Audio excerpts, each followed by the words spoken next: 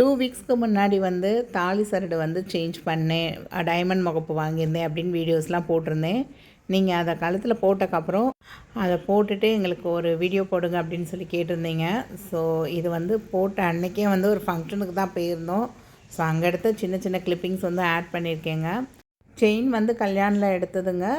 அந்த முகப்பு வந்து ஒண்டர் டைமண்ட்ஸில் லேப் க்ரோன் டைமண்டில் வாங்கினது தான். ரெண்டுமே ரொம்ப அழகாக சூட்டாக இருந்தது. திரும்பவே இல்லைங்க. 90% கிட்டத்தட்ட 10 டேஸ் போட்டக்கப்புறம் தான் இந்த வீடியோ உங்களுக்கு போடுறேன். எந்த டிஸ்கம்ஃபர்ட்டும் இல்லைங்க.